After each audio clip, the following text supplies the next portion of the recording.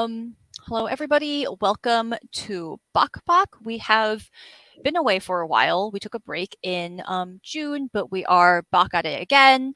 Sorry, I can't help myself. I can't help myself. And today we are here with Pengu from the store Flores Astorum. Do you want to introduce yourself? Sure. Hi, everyone. I'm Pengu. This is my first time doing anything remotely like this, so pardon me if I'm a little bit nervous. I run Flores Astorum, that many of you know from Bay Area K's most recent event. And I also run Sunflower Seed Company, which is a shopping service, and now Hoshino Hanazono, which is another store that's based in Japan. And Yeah. forgive me for not being dressed up. I do have a 1 year old that I'm taking care of by myself today, so it was not the most practical thing. Yeah. And Thank you. also, it's Sorry. like kind of morning for you, right? It's Sunday morning. I would Yeah, like I sleep in, so yeah. um Okay, so yeah, we'll talk about kind of like your multiple storefronts, which I think is like really fun and exciting in a bit. thank you. But for now, let's start off with like the very basic. How did you kind of like discover Lolita and like J fashion in general? Yeah, I think I discovered Lolita in like 2008-ish, I want to say. Um, I was in eighth grade at the time. I went to a lot of conventions, anime conventions in my city, which is Houston, Texas. And then I saw people wearing Lolita. I was like, oh, this is cool. And then I looked it up. And then I, went down the rabbit hole and found everything and EGL.com sales on Mhm. LiveJournal, which was the main sales platform, I guess, back in the day. And I started and I didn't stop. Um, Yeah. and you from there at some point you moved to Japan. When did that happen Mhm. and how did that happen? I moved to Japan 2018, exactly 10 years after that discovery, which Mm. is 3 years ago, in June actually. And since before even finding Lolita, I was very interested in Japanese pop culture, basically more J-pop, dramas, and stuff like that. And then I had been self-learning Japanese all that time, and eventually, I guess it was my goal to move to Japan and try and live there. I thought it would be cool. So I'm in my third year here, well, fourth year now. Yeah, yeah. Um, and when you like moved here, would is this kind like we've just I said that you run a couple businesses, but is that kind of what you thought you would be doing, or like what did you think was going like you were going to Uh, do in terms of like that? yeah. Well, I had always thought that I would do a shopping service, Hmm. not as a main job, but like as additional income, so to Yeah. say. And I always enjoyed like translating and like being that bridge between people who couldn't understand Japanese but wanted Hmm. access to like things that related to maybe their fandom or things their interests that they were their hobbies and stuff like Hmm. that. Which is also why I also did fan subbing and translated volunteering at cons and Hmm. stuff like Yeah, that. yeah, So I thought that was how I could continue that kind of thing. yeah. um, yeah, so in additional to my day job, I did shopping service, and then eventually I was like, well, I want to do something that was fashion specific. Yeah. Hmm. And then I thought about, well, what could that be? And recently, well, this year in April actually is when I started Flores Astorum. Hmm.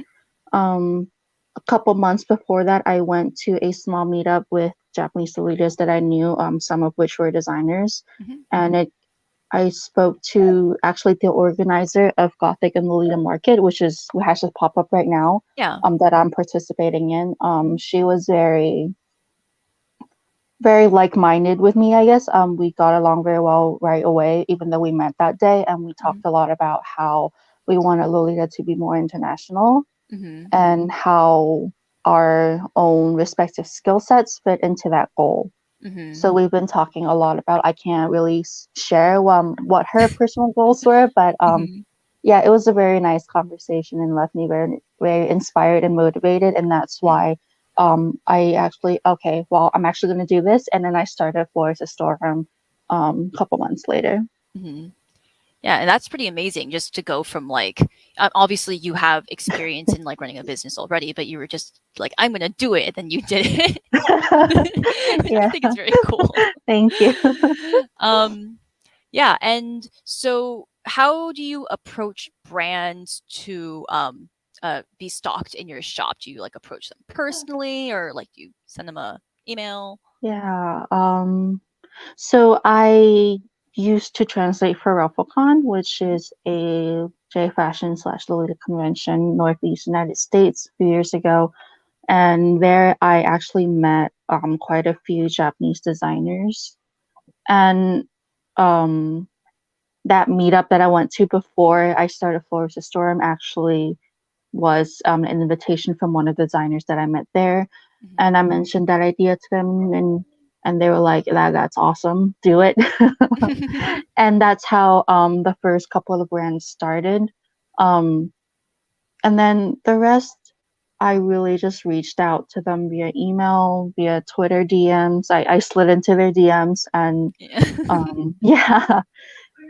I mean, I guess with like small businesses and indie creators, I want to say they're less picky about how you contact them, Yeah. if that makes sense. Yeah, I feel like it's probably the same in the States. Like, if I were to do this in the US, I could just go to a con and go to Artist Alley and, talk to the Yeah. artist there directly. It was Mhm. similar to that, I feel like. Yeah, I agree. Um, and do you when you started this business, obviously you did want to your goal was to kind of connect like these indie brands in Japan that were maybe a little bit less well known than like the major ones that pretty much Mhm. everyone like all the leaders know over here. Give them a little bit more exposure and like introduce them to a new audience. But do you feel like there is specifically an interest in like on the Western side in like looking for more indie designers and Japanese ones? Um, I wouldn't say I exactly felt that before while I was living in the States. Um, But I feel like recently, also with the rise of Western indie brands, compared to where it was maybe 10 years ago, I Hmm. feel like people were, I don't want to say accepting, but they're a lot more open to options other than the major Japanese brands because it kind of used to feel like you had to wear a brand or you weren't a real Lolita. There was that kind Hmm. of sentiment in the community years ago. Yeah, But yeah. now it's not so much like that. It's a lot of creativity and being encouraged. I think that has to do with the overall English speaking community getting bigger and bigger and having people of all demographics Hmm. joining in.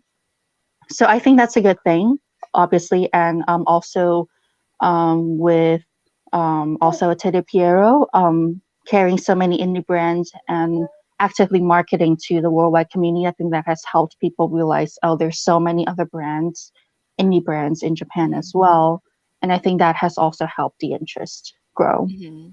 Yeah, I agree. I feel like specifically like when Barrier K does online events, we have a lot of it feels like we do have a lot of interest from like our attendees for like finding Yeah, more overseas indie brands.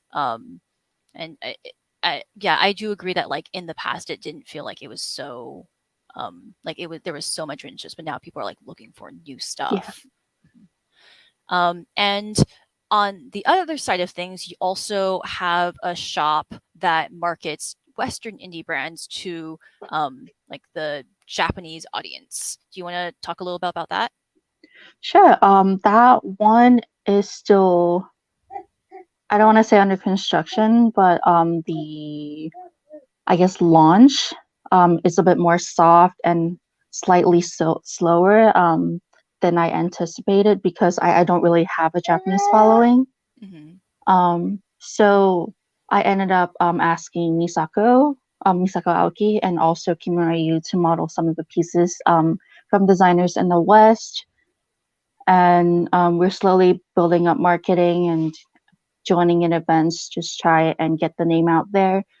Because I feel like just me posting on social media all the time has not been doing much. Mhm. So there's that, but I feel like the reception has been good so far. Misako was very, very impressed with the pieces.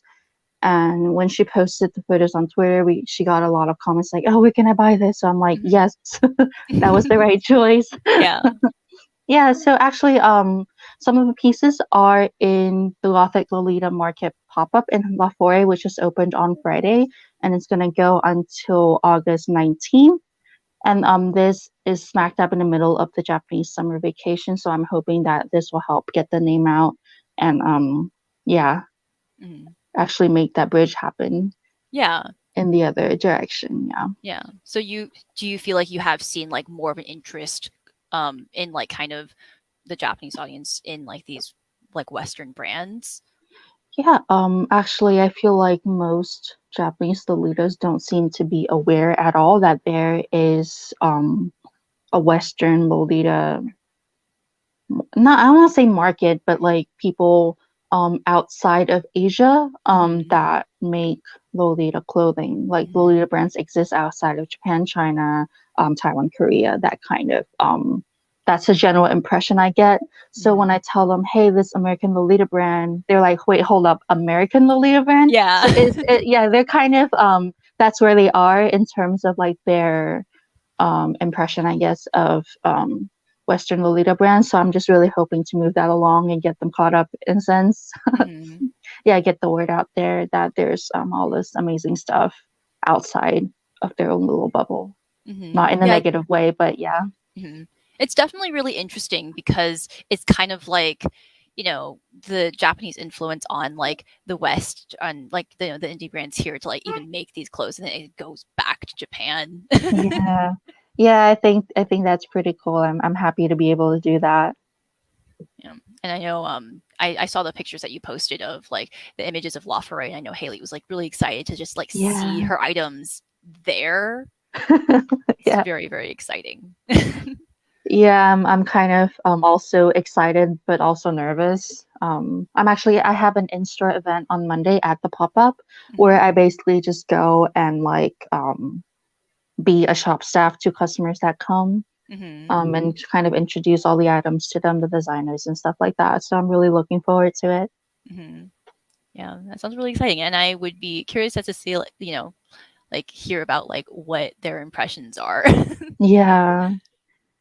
And so between like the the shop that you run for like the Western audience, the shop that you run for your Japanese audience, as well as the shopping service that you run, how difficult is it to kind of juggle all these? And also, you have a date job, yes, Yes. and also a child.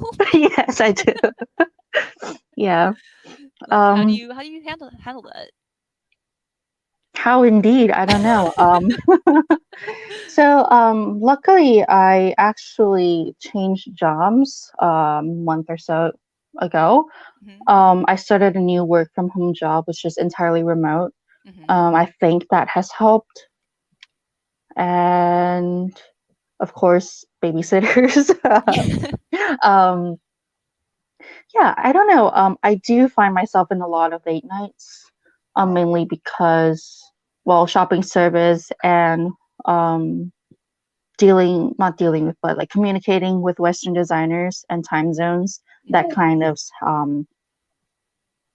means I have to stay up late. But also, Hmm. I'm nocturnal. I'm a night person Yeah. to begin with, so I feel like I just get bursts of energy at night, which actually works pretty well with my current situation, so to say. Hmm. Yeah. Yeah, I I don't know how it works, but it just kind of yeah. I kind of just go with the flow. It seems like a lot, but you are handling it. Thank you. And we're moving on to fun questions. Yeah, Are yeah. in terms of brands that you have not maybe you haven't even approached them yet, or maybe you don't um oh, Nif is here saying you're making it happen. Thank you, Nif. um brands that you might not even have approached yet that you would like Mhm. love to carry for either storefront. Are there any that you like just pipe dream would like to introduce to another audience? In terms of Japanese brands, um, I know there are a few accessory designers. For example, Mercy Mel. I actually reached out to her when I was starting Flores Astorum because her accessories are just so cute. They're sweet and lots of fruits and sweets and desserts and stuff like that. But she was actually going into maternity leave at that timing. Mm-hmm. So she's like, I would love to, but I'm sorry, I just can't handle that at the Yeah. moment, which is totally understandable. I've been there. I was there Yeah. last year. I get it. So that's one of them. There's also a classical Gothic accessory headpiece designer, Angus it Demons, the Angels and Demons. Mm-hmm. Um, I also reached out to them, and they're like, "Oh, we're too busy." So that's also another thing I have to kind of prepare myself for. Is sometimes these are going to be rejections Right. for whatever reason. Mm-hmm. Yeah, but so far everything has been smooth. I have gotten most of the people that I was looking for, and I think I have a fairly good variety of things. I do want to get more clothing items rather than because right now I'm very accessory heavy Mm-hmm. for Florida Storm specifically. On the other end for Western brands, so far I think I have most of the people I reached out to. I haven't Yeah, there were a couple people I didn't get a response from, but I don't Mm-hmm. want to name drop them. Just Yeah, no. yeah, but We're not shaming them. yeah, I don't want to. Yeah, that's not the purpose. But yeah, I think if everyone had said yes, that would have been maybe more than I could handle. So I'm trying to see this as a good thing. Like, okay, yeah, this is telling you to take it step by step, go Mhm. slowly, take on what you can handle a little bit at Yeah. a time. Yeah, Yeah, and definitely, because these are small brands, it's usually run by like one person or like just a couple yeah, people, and so they're also, handling what yeah. they can as well. Yeah, I'm sure. Yeah. Mhm. So my next question here is: are there any in-person events that you're looking forward to attending, but you are kind of attending one right now, Yeah, right? I'm kind of yeah, so the pop-up is going on. I'm just really, really excited for that. I can't wait to go on Monday, which is tomorrow. Um, and they do have a couple mannequins. I think, well, actually, I think just one at the pop-up that I can dress up in brands that I carry. I believe, and I can kind of rearrange the display while I'm there. And I'll Mhm. be there all day, 11 to 8, the entire operating hours of the foray. And then it's a national holiday, so I'm hoping that I can get to meet some customers slash potential customers and just talk to people in general about Western Lolita brands and Mhm. kind of just spread the awareness, spread the word. Yeah, Yeah. even if we don't end up making sales, I think it would be nice just to talk to people in Yeah, I general because I agree. Yeah. don't, yeah, really get opportunities like that. There's sorry, this is kind of a tangent, Yeah, but no worries. Tangents are um okay. yeah, the Japanese Lolita community isn't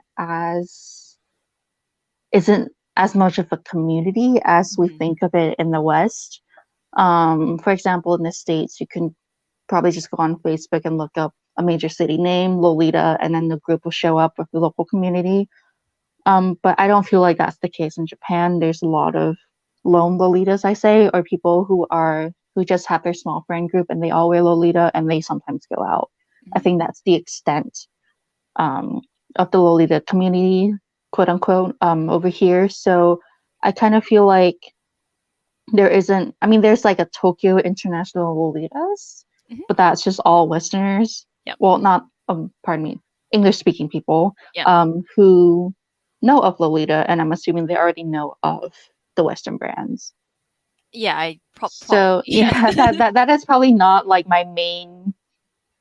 how to say, target. Mhm. So yeah, I think it really takes these in-person events for me to actually talk to people and let them know instead of just posting online everywhere. I Mhm. think that'd be a lot more efficient too. Mhm. Are there any other events either um, in Japan or in the West that you are would like to attend in the future or are looking forward to attending? Yeah, in Japan, there's the actual Gothic Lolita Market event coming up in September, where they rent an event hall and it's just like a vendors market kind of thing.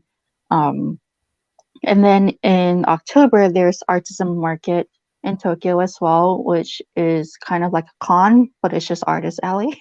Mhm. Yeah, so those are events I'm looking forward to. I'm hoping to reach slightly different um, people between the two events, and we'll see how that goes before I sign up for more events in the future.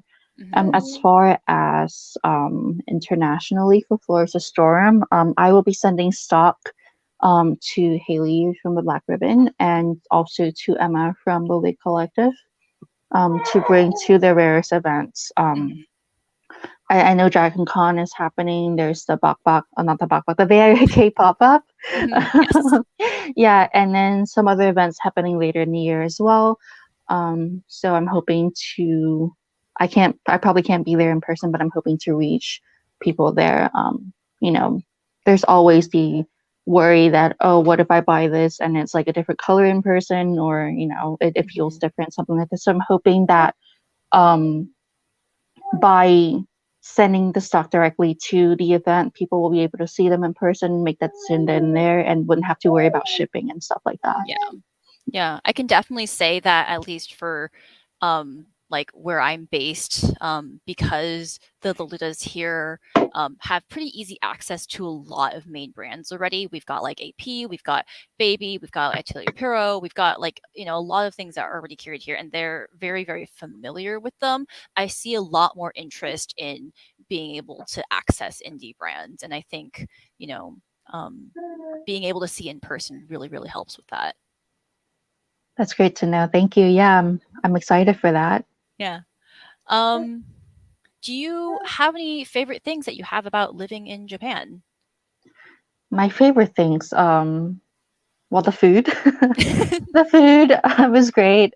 And I like how convenient it is to get around. Just, well, I mean, I'm in Tokyo, so there's the train system, there's buses, everything. I'm fine, perfectly fine without a car.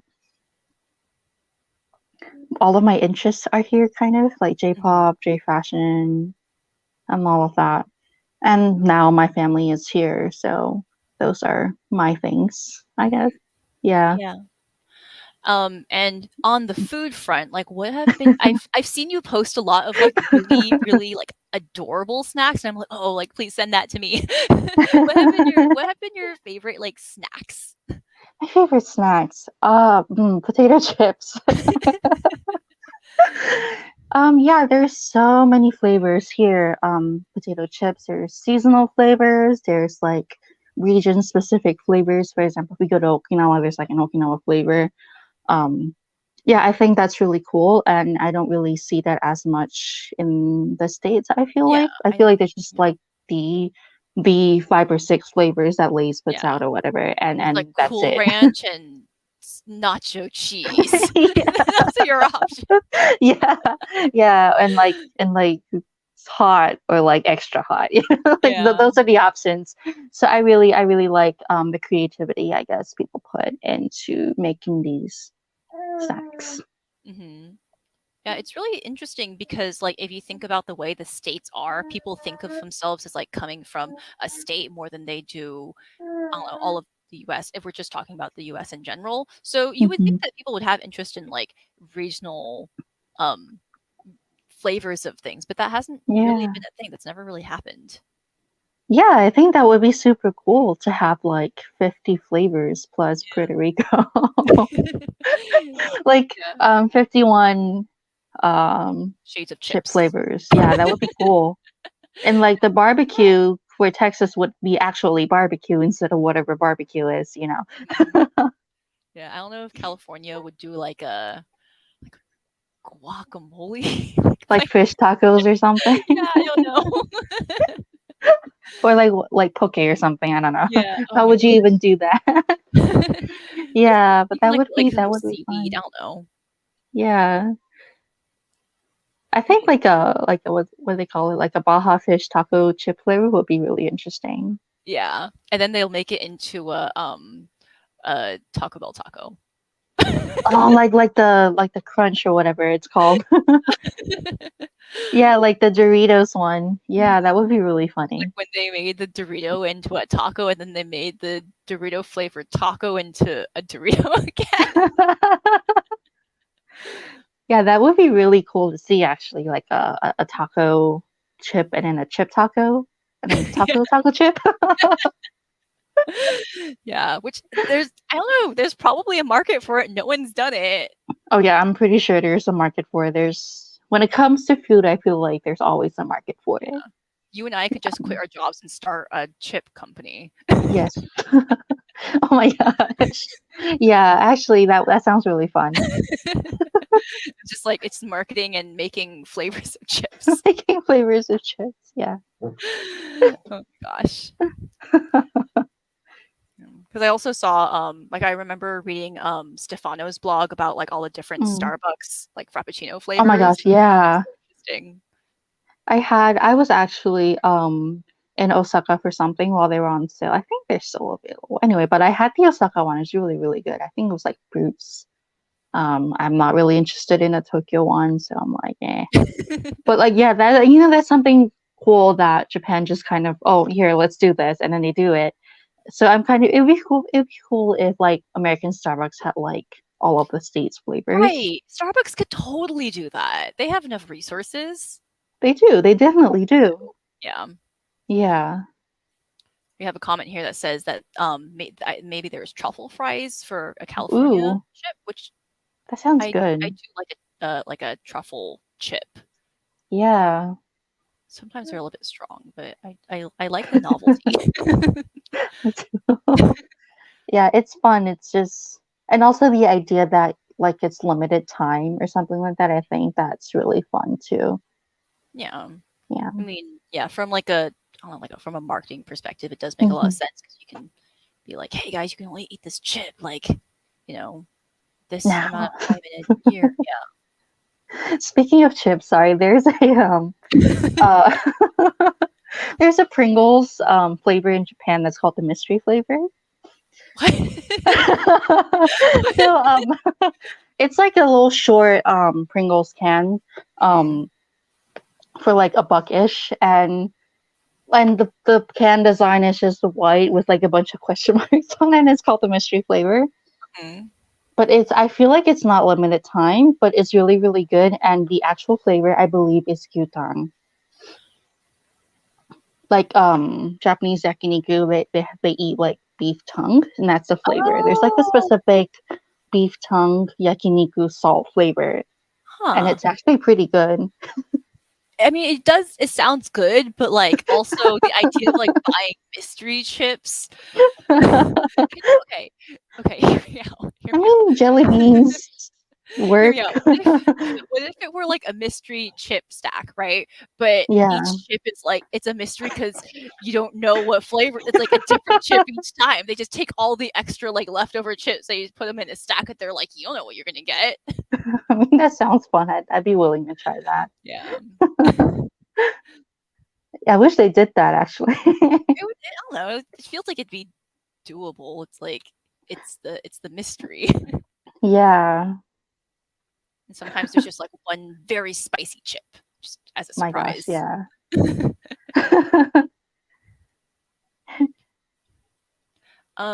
So besides like running all your businesses and working and like taking care of your family, what are other things that you do in your free time as like a relaxation method, a hobby? uh Netflix.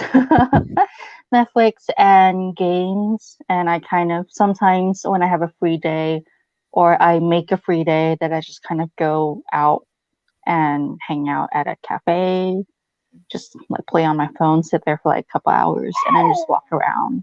a mall or something like that. Mhm. Lately it has not been too feasible because of the Olympics and it's kind of crazy out there. Yeah. But yeah, when possible, again, I like to make a day and just kind of do that and relax and refresh. Mhm. Are there, like, a lot of just people just out and about because of the Olympics right now?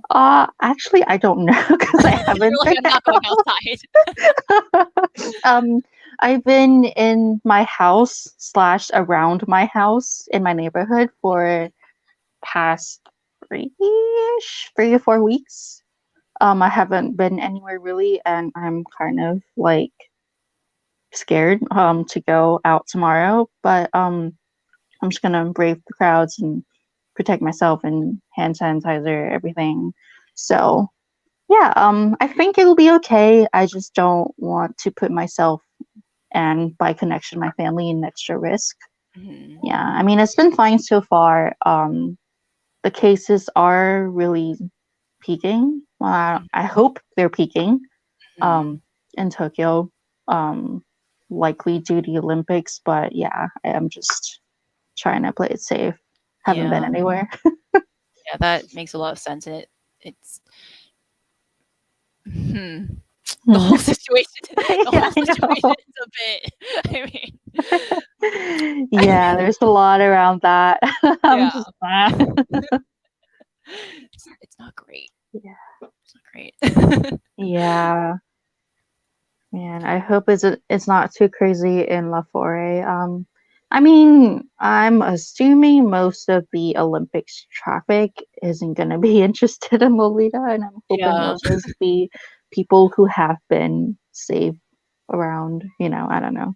Yeah, Yeah, like, the I'm trying to. interests seem like they would be not overlapping, but Yeah. I also have seen a bunch of, like, the compilations of, like, the athletes, like, referencing, like, different, like, anime references and stuff, Uh, so I'm like, "Maybe they are just huge nerds. Maybe they do wanna wear funny fashions." oh yeah, I think I've seen like the Avatar inspired uniforms and stuff like that. I think it's really cool. Yeah, I mean, I wouldn't be opposed to any Olympics people Yeah. coming, but I also feel like, if they want to buy Western brands, I would rather they buy directly from the designer. Mhm. Yeah. Yeah, they're probably busy at doing the Olympics. I don't know what they're doing. I think Like, so too, maybe. I don't know Yeah. their lives. Let me just go shopping at La Foret like in my downtime. Maybe that's why they wanted to go, right? Probably. They're like, "Oh, yeah, trip to Japan to buy some clothes. Let's do it." Yeah, that would be really funny actually. Yeah. That'd be Mhm. cool. I'll let you know if that ends up happening. Yeah, like, "Guess what? I met an Olympian." Oh gosh. They bought Lolita. It'd be a hot news item because Yeah. I don't know, the Olympics is Yeah. in the news a lot. Yeah. Okay, we're gonna move on to some semi-serious questions. Okay. Um, in terms of running businesses, and just being one person, do you have any struggles that, you encounter primarily because of like what you do? Hmm. Yeah. Well, one main thing is I wish there were more time. There was more hours in a day. Or I wish I could clone myself so I can do this while doing this other thing. But that's not very specific, I guess, to what I do. Yeah. One thing I want to bring up is that I feel like a lot of people think that brands like AP or Baby are like these big companies that can just do whatever they want. But I feel like the reality isn't so. Um, Someone I used to translate for now works inside AP. And what I hear from them is they're just like they're technically a small business. Mhm. Like they have more shop staff than they do people working in the actual company. So I guess I kind of sometimes wish for a better understanding of the fact that Lolita, even in Japan, is still a niche market. It's still small, and it's I don't want to say it's dying, but it kind of is. Yeah. I feel like recently the market within Japan has been shifting to indie brands Mhm. actually, and old school styles. Um, it feels like um the larger, so to say, brands like AP and Baby, a lot of their current customer base is Chinese customers. Yeah. Mhm. Yeah, that is my observation. And I also feel like very I guess similar in the West, where people who are very into AP buy only AP for the most Mhm. part, and people who aren't sweet mainly look to indie brands, smaller brands for Mhm. their wardrobe choices. um, so in terms of a struggle, it kind of feels like I don't know. I feel like the expectations sometimes are a bit different than reality. And Yeah. sometimes I don't know how to address that directly with the customer. And Mhm. that's in terms of shopping service. Yeah, like they're technically mass produced, but they're not, you know, Mhm. it's not like they can just say, oh, add another 1,000 pieces and then, Right. it'll be Yeah. done. Yeah. Yeah. Just thinking So, about this is something I've like talked a lot with like one of my friends because we have both like kind of worked in like fashion production. mhm, And AP, well, this is stuff that she's told me, but like AP is really transparent about like how many items goes to like what store. So you can mhm. pretty much like calculate how many items like they're making kind of based on that. And it's not a Yeah, lot. It's very, very it's little not. compared to Yeah. like uh, anything else. Yeah. A very small quantity. Their profit margins are probably also very small, Yeah. right? Like if you're Yeah. making garments and if you're thinking about like the cost of production and like the amount they're selling them for, it's just like it's just it's so much smaller than people think. Yeah. Yeah, and I see comments like, "Oh, a hair clip for like $40. Why, AP?" Like, I see comments like that, and like, it's fair that they think that, but I also feel like, Right. well, considering they're a small business, Yeah, they are yeah, absolutely a small business. It's another yeah, thing that like has I guess bothered me when people like in the past, not so much now, but in the past tried to like justify replicas and stuff. It's like, oh, well, mm, they'll even like miss the money because like they're a like larger business. Like, no, they're they're absolutely not. not. Yeah, they're I feel like by some, okay, for yeah, by some conventions, regulations, they would be considered artist alley and not vendor, if that makes Mm-hmm. sense. Yeah, Yeah. Yeah. just like So I based on the think, amount of like stuff they're sorry. able to produce, like it's just Yeah. And judging from the from my observations, maybe each store only probably has 5 to 10 of each colorway of each release. mm-hmm. And when that adds up to less than 100 of every piece in Japan for every release. Mm-hmm. Yeah, and considering they're releasing weekly, that makes sense. Yeah. Yeah. But yeah, thinking about the Yeah. amount of like Lolita garments that there are in the world, it's like kind of it's really interesting to think like, oh, I have this thing that like maybe some other people in the world have, but really not many, you know? Yeah. Yeah, especially when you're buying from a smaller, even smaller brand, there's maybe only two or three, or maybe even one, Mhm. produced. So I think that that's also really cool. And I think that's also part of the charm, I guess, of any Yeah. brands is that Mhm. you're buying this one item that someone made with all their love and all Yeah. their time and effort, and Mhm. then you buy it, and then it's like it's the only one that exists in the world. I think that's really, really cool. Mhm. Yeah, I agree. Um, do you have any advice that you would give to someone who like wanted to start like a J fashion based business, like, you know, going online or like dealing with customers or like that kind of thing? Mm. Make a plan. Make sure there's a plan. You don't have to follow it, but make sure there's a plan. um, yeah, and I think in addition to understanding the fashion and the communities, it's also important, I guess, to understand any cultural differences there are between Japan and the rest of the world, because there's quite a lot. Mhm. If you want to message me, talk about this, I'm completely open to it. Anyone watching, yeah, there's, I think, like a big difference, for example, is the language that I'm using between, in terms of like how professional and how polite between me talking to a Japanese designer and me talking to a Western designer Mhm. is quite different. And also with like Western designers, I can just like Facebook message and be like, hey, is this correct? And be like, Mhm. yeah, sure. And like thumbs up and that's it. Yeah. But like in Japan, I have to send like a whole email with like Keigo and stuff like that. That's kind of where it's at. That's and also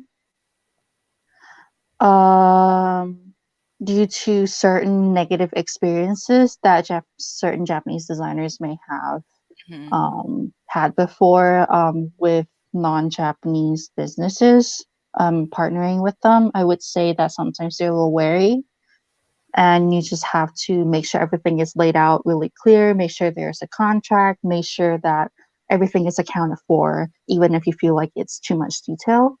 Mhm. That way it's a reassurance to them that you know what you're doing, you're committed, you're dedicated, and you want to make it work. Mhm. Yeah. Yeah. Because definitely, especially for the brands that have been around for a while, they might have come to like conventions here in the West, and I know there have been ones that have been not great to the guests that have attended. So like Yeah. that's very understandable. Yeah. So that's a hurdle that I do have to step over. Yeah, and I think one more thing also is people are worried about replicas, Mhm. especially for people who make things that are more unique. Um, I had one Japanese brand who had me add a clause to the contract between me and them that was like, I will not make any replicas or do anything of the sort like that. Mhm.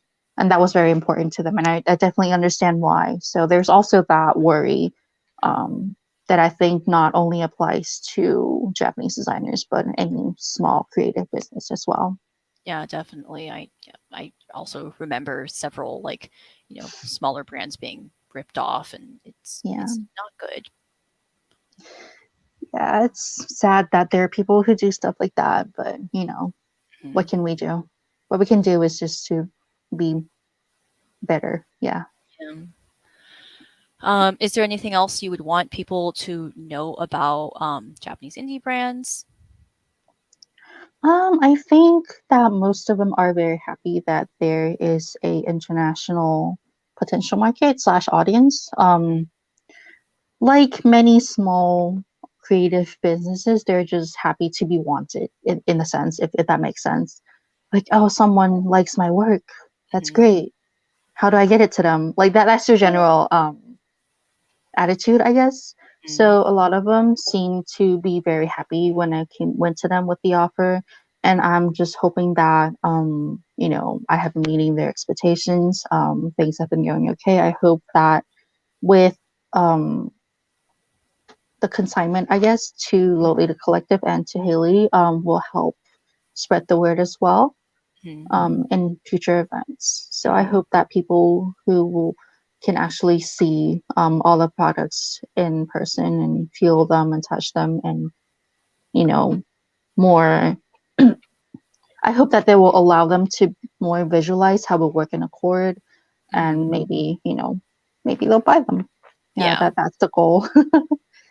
Yeah. I Yeah, definitely think like seeing it in person will help, and if yeah, it's something that like they haven't even heard of before, it mhm. introduces the name to them, and maybe be Yeah, yeah. And I also, when I have more time, when things kind of are less crazy, I want to make videos um and like Instagram reels of like things that I have, like for example how to put on the Miyuki eyelashes, because I know Mhm. some people seeing them for the first time might feel a bit intimidated, and absolutely understand. Yeah. They're like, oh, is it heavy? is it practical? I mean, it's fashion. It's fashion, Yeah, honey, look it so up. yeah. Yeah, so I think that that is also probably something I will have to address also with like kanzashi. People are scared of like, oh, am I going to be cultural appropriating Japanese culture? So Mhm, I want to make some more content that kind of cushions, I guess, fills the holes, fills the gaps between me selling and the customer buying, if that mhm, makes sense. mhm, Yeah, and that way people also feel better about their purchases and, not be unsure about something that they spent money on, which is not something I want. So, mhm. Yeah, and I definitely yeah. remember also, when you did the interview, with Virgin Per, Hmm. people, like, really excited just to, like, find out about, like, the process and the Yeah. designs and, like, that kind of thing. Like, Yeah, I hope to make more content like that. I'm actually working with Pretty Princess Club mhm, on a small, hopefully ongoing series of like brand interviews. And mhm. that'll be coming soon, later in the month. So hopefully later in the month, I think. Yeah, hopefully, yeah, that will all go smoothly, and please look forward to that as well. Yep, here's Nif. And this will Yeah, is this gonna be on, the Pretty Princess, Club blog? yeah, they're buttoned down, I believe. Okay. Yes. So yeah, that will if you have signed up for the email subscriptions, that will coming straight to your inbox. Otherwise, you should check out the blog and read the cool interviews because they're also Yeah, very neat. yeah, very cool articles there now as well. So Mhm. Yeah, I know very they've cool been people running. there. They've been running like Yeah, the Western designers too. So like the yeah, features. Oh, and we have a link here if anyone wants to check that out. yay, go um, Nif. Do you have any other plans for the future, for like your business or other life things? Yeah, for Flores Astorum, my goals are to just go to as many events as possible. I know in person that's kind of tricky at the moment. So I hope that by partnering with Emma of Lily Collective and with Haley, that we can help expand, I guess, spread the word in the States. And as for Hoshino Hanazono, which is the Japanese store, I hope to do more pop ups. I hope to eventually have my own pop up. Hmm. And the long term goal is to have a storefront, That but I'm sounds not sure how long that will take. that So, sounds really exciting. yeah, yeah. I've been kind of just like kind of fantasizing about like even just a pop up store on the streets in Tokyo, and I've been looking up like how much it costs to rent like a space for a day, and it's more within reach than I anticipated. So I'm just like, oh, Hmm. yeah. So hopefully, maybe next year, I would like to do a pop up somewhere, Hmm. and then maybe in a few years, hopefully, we can do a storefront. That would be so cool. Yeah. On the Yeah. on the pop-up front, I do remember like one time like a few years ago I randomly like visited Tokyo Hmm. and I obviously contacted the Tokyo International Com because Hmm. they're really open to outsiders like just coming and hang out with them. They'll show people around and stuff. But like when I was there, they actually were hosting a kind of like a calm swap meet pop-up thing and they Ooh, had like rented out a space um like with enough space for like clothing and stuff. So I don't know, maybe that's an option for people to talk to. yeah. I will look into that. Thank you. Yeah. I meant to go to a meet, but then it just didn't work out because babysitter didn't work out, so I had to Mhm. cancel. I Yeah. hope that wasn't too like bad impression. So I Mhm. hope, yeah, I'll try to speak to the peeps there. Yeah, thank you. I think that Yeah. would be cool. I was also kind of talking to the organizer of the Lolita Gothic Lolita Market, and she was like, "Oh, swap meets. Let's do a swap meet." Yeah, Swap so I meet. think that would be cool. Yeah. That would be kind of maybe unrelated to the store, but it'd still be cool to like expand kind of network in a Hmm. way, meet more people. So yeah. Yeah. In general, I kind of just miss swap meets. I know. Oh man, it's been Oh so my gosh, long. listing things up for sale is so like I Eh. basically, like, don't ever do it. I like, there's a handful of things I've sold online because I don't like to. Yeah, yeah, yeah. It's a whole thing that I just don't have the capacity for at the moment. So Yeah. a swap meet would be awesome. Um, so yeah, that's pretty much all the questions I had prepared. Yeah, If anyone has any questions that they would like to directly ask, feel free to drop that in the chat. Otherwise, we can boogie on out. yeah. Yeah. Well, thank you so much for the opportunity. I know it's not over yet, but yeah, thank you so much. I enjoyed this, but yeah, I've never done anything like this before, so maybe I rambled a bit. I'm sorry about that. You're fine. Obviously these interviews are on more of the casual side just because I think it's like a comfortable way to be able to I don't know, just chat, find out Yeah, about how different businesses are run. I think it's really interesting and fun. yeah, thank you. Yeah, it's fun running businesses. It's hard, but it's fun. It's very fulfilling. That's what I'll Mhm, say. When things go well, it's a great feeling. mhm.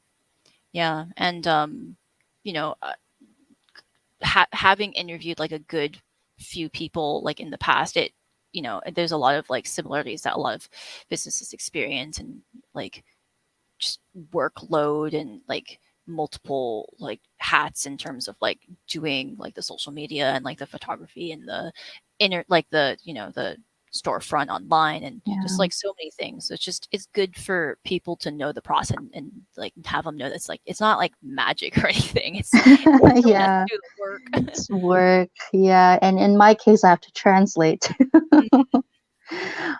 Yeah, so this is, I guess, kind of a look into how I make listings for Flores Astorum. So, like the brands, the designers will send me their stock.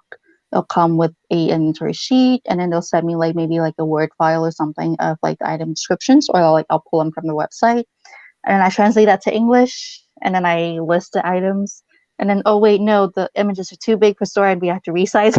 Mhm, Yeah, there's that whole process. It takes me a while, and I have to go back and proofread and find typos and stuff like that. mhm, And then on the other end, for Western designers, I'm translating the stuff to Japanese. I'm getting it proofread by a native speaker.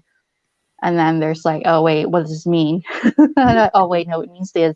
So like we make additions and changes and stuff like that before it goes live, and you're still like, wait, who's gonna see that? Yeah, I feel because I think that. I don't have a whole lot of followers at the moment, so I'm just hoping that will grow. Um, yeah, but the whole process is fun, especially like me doing that photo shoot with Misako was magical. Mhm. It was like, so actually a few years ago at a convention that should not be named, I met Misako. I was staff. Um, there was a taco food truck, and Uh-uh. she wanted tacos, but it Mm. started raining. So No. a friend got her tacos, and I translated for that process, so she remembers me from that. Mhm. So actually, how I reached out to Misako for this specific photo shoot was that I was at Parko Shibuya, which is the mall that AP Shibuya store is in.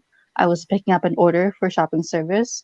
There's a Starbucks like a couple stores away in the mall. I went to get a coffee, and I see Misako sitting there having a drink.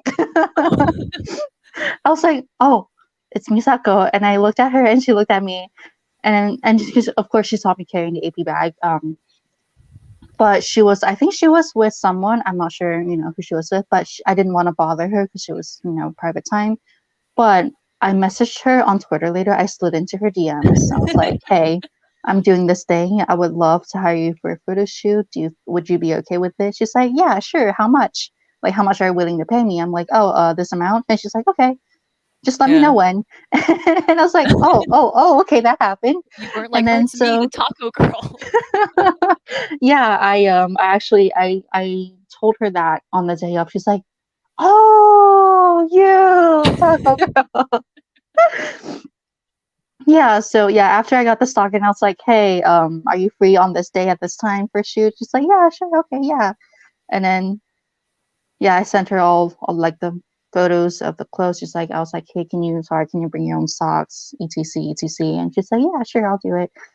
Yeah, it was just really, really easy and fun.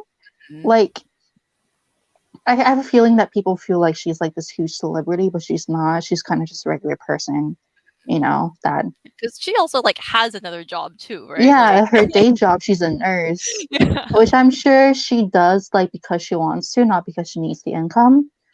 Mhm. Yeah, and she recently made a cameo in a movie that's coming out soon, and she's been on TV. It's just she does everything, and but that she's still very approachable. She's still very nice and polite and fun. Yeah.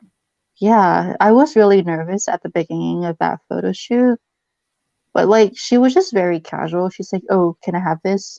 And then I brought her a drink. She's like, "Oh my God, thank you." And so it's just like very not as uptight as I anticipated, which is really, really nice when especially when it comes to a Japanese person.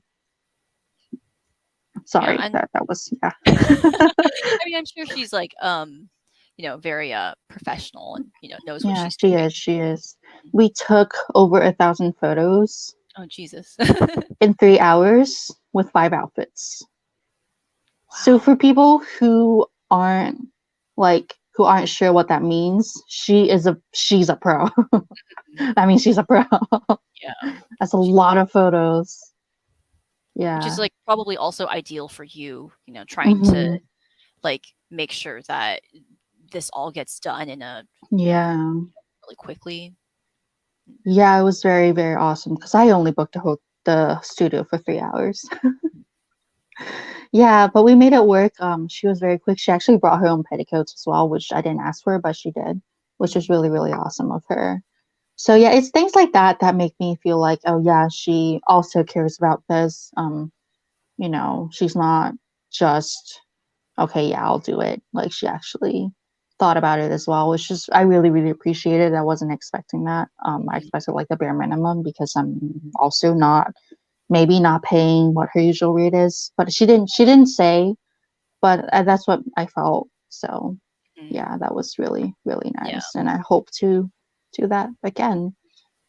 I definitely Yeah, feel like if anyone is like a Lolita model specifically, they must actually really like the fashion because like yeah. you wouldn't be a Lolita model like if you wanted to like be popular and famous, you would just go be a regular model. Yeah, yeah, I think so too. Like, it's like Yeah. that you would get like way more money and stuff doing that.